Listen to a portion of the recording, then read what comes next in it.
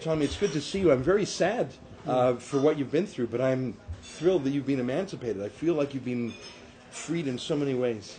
Yeah, I'm so happy that I'm happy. I feel weird, man, because I am happy, but I don't feel happy. I can't express. I don't feel super happy. It's strange. You were abused. I don't want to. I don't want to be condescending, but I think what they did to you was a form of physical and psychological abuse. Yeah. So I haven't had a conversation with anyone for 2.5 months. I haven't seen anyone. So other than 1 hour twice where I saw my wife and children.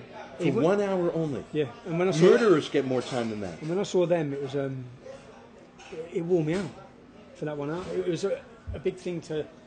I don't know. By the end of it, it's not. I don't know. It's just. I heard that in prison you had constant threats. Is that true? So what's going on? I had threats every day. Yeah. You know this heat that we've had here. Yeah. I couldn't have my cell windows open because they would be spat through or shit put through them. Oh my God! And so I had my windows shut all the time, and then at the same time as that, I had just threats from everywhere. And then at the same time as that, I had the police visiting my mother and my wife to tell them that there's intelligence. There's going to be acid attacks on them. Now, I don't know if you know how bad it is for me. I don't believe they're intel. I think all of this and the timing for all of it is so I'm on solitary confinement, and this is happening outside, which I can't deal with. But when I do get a chance to ring home, I find out the police are at my house, and my wife's crying and they're scared. And is there really intel saying that? And everything they done. Do you know why they moved you to a more dangerous prison? They moved me from H&P Hull, which was a 7% Muslim population, to the most densely Muslim populated prison in the country. Did they give you a reason? No, they give no reason. But then I know why they did it, because what they then did is they used the excuse of my safety, which then when I got there, they put me straight on solitary confinement. They locked me straight away, which was 23.5 hours a day, locked in a room in a blue mat. And then for 30 minutes a day, they open the door and you walk into a cage, this size, small, and you walk around the cage on your own, and then they open the door and lock you back in. Like an animal. Yeah, and they only do it. And do you know that? You know, if every prisoner had that, if that was the sentence for prisoners, it was the fact that every other prisoner's cell door opens at 8 o'clock in the morning, and they're out of their cell working, having football, playing pool, and then they get locked up at 6 o'clock at night. And then I think I haven't done anything. But because they brought me to a Muslim-run prison, they used the excuse that this is why they have to do that. And how about the food? So Muslim prisoners were cooking your food, is that right? Yeah, I had them the first day. How was your dinner, Tommy? So I didn't see my... So most people in prison, you come out... Is that why you're so thin? Yeah, because you didn't want to eat the food? I haven't eaten. No. You were worried they were going to poison you? Or? So every prisoner comes out, you walk into a kitchen canteen and you see the person hand you dinner. Yeah. But it's prisoners, which are Muslims. Yeah. But I didn't even get to see, so I could see what they've done to all the food. My dinner was brought to me on a plate and handed to me at my door. And who knows what happened? And then I've got them telling me, "How was your dinner, Tommy?" Oh yeah, so they want to know. And it's easy to get anything smuggled. So essentially, but then the prison knew this, and I've got a copy of everything. I put in complaint after complaint saying, look, all you need to do, because I could only spend £12 a week. £12 a week bought me 5 tins of tuna. So basically what I've ate, there's a tin of tuna a day and fruit. That is a form of torture. You know what? If they treat Guantanamo Bay prisoners better than you, Tommy. But I put in complaints saying, look, I need extra money so I can buy food. And they wouldn't let you buy food. No, in fact, I think that people hear it's like, and do you know what I see? There was some on the TV, some human rights lawyer, a human rights lawyer, talking about why I should be in jail. I saw that one. And I'm sitting in jail thinking, my human rights are absolutely being abused right now, and not one person. Where's Amnesty International? Where's Reporters Without Borders? Where's anyone? But again, it's like, I know I've just. Johnny, you just got home. You met your wife and your beautiful kids, and I don't want to keep you away from them at all. But I just wanted to get a message from you out to the world. I was coming. So you're one of the first people on my schedule that I wanted to see, and I'm going away Friday morning. So I'm so glad that you're still here, and I've got the opportunity to shake your hand and say thank you, and my wife thank you, and my children thank you. And well, it's our rebel viewers. They're the ones who helped. Yeah, I know. I'll get emotional. They love you because you did so much great work with us, and we love that you're we respect your work as an independent guy.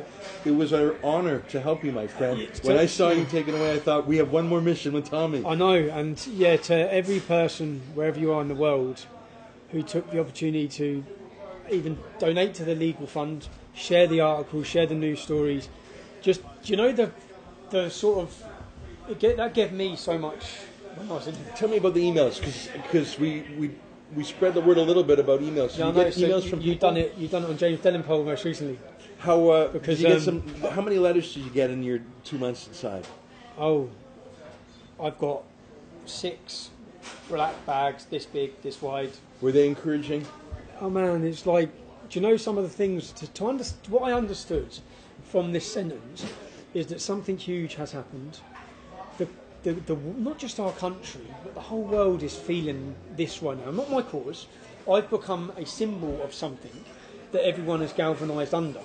And I'm realising from the letters and the letters and letters, I'm reading them, and people who have never been politically minded, people who have not been interested in politics, people who feel so passionately and strongly about this, what's happening now, and the fact that they feel oppressed. And I could tell in those first few weeks, but over the months, that something huge is happening, something massive, like a revolution is brewing, and people feel so angry. And you know what I did is, as I read the letters, I'd read the letter, and I every day from 2 o'clock till 6 o'clock, that was my time that I'd sit and read. And because I spent my day up into just to have those little moments. Yeah. Even when my door opened at 12 o'clock, that's a moment. So from that, and I'd separate the letters into news stories and into things. And do you know, understanding that these people have taken the time. I know so many people's life stories, that they're telling me their stories of their life. People are writing me, different people from different countries writing to me every day. I had an 8-year-old woman. She's one of the first people that when I get back off holiday, I'm going to go and visit. I want to spend a week. I'm getting emotional. Because it's been good. Tommy, you have a lot of fans out there, more I think than you ever have before. You also have people who are gunning for you. I'm furious to hear about what it was like in prison. I'm furious. We'll do whatever we can, and just take a week with your family and don't even think about things. You know, they just couldn't let it. So part of what I believe they're doing, or what this has been about, which is similar to what happened in 2012, this is used to mentally break me, I believe. And they still couldn't just accept, okay, everything we've done was wrong, and let me go. What they've done is, they're going to do it again. Yeah. They're going to take me back to court again, and they're going to try and do all of this again. Well, and so there's like a dark cloud always hanging over, and it's like... Take a week, take time with your family. When you come back, we can talk more privately about what we can do to help. We want to help. We don't want to manage you. You're unmanageable. I was laughing. I'm joking. God bless you. I said, imagine when I was working, and I said, I'm going to Leeds Crown Court. And for the right reason, you'd have said, no, you're not. Because you would have been wanting me to end up in prison. But all the time I said, look, Tommy, I've said you're the last lion. Yeah. And I mean it. And you've inspired me personally. You've inspired thousands, millions of people. And I just want to say one thing, because I promised people I would. Yeah, you can. And I just want to say, because they're gunning for you so hard, we all want you to be 10% more careful. And because 90% Tommy is still better than anyone else, right? And if a 90% Tommy, like just not flooring it, if that keeps you out of jail or out of being stabbed, God forbid, I've just had people wanted me to tell you that. Do you know what I felt?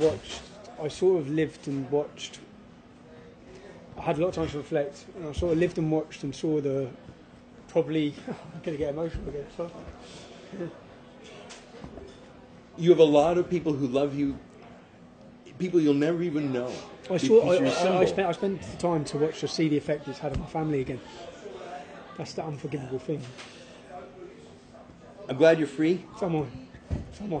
Connect with your family, my friend. Thanks, man. Thanks. All right. And thank you every single one of you. Thank you, Rebel Media. Cheers, man. Cheers.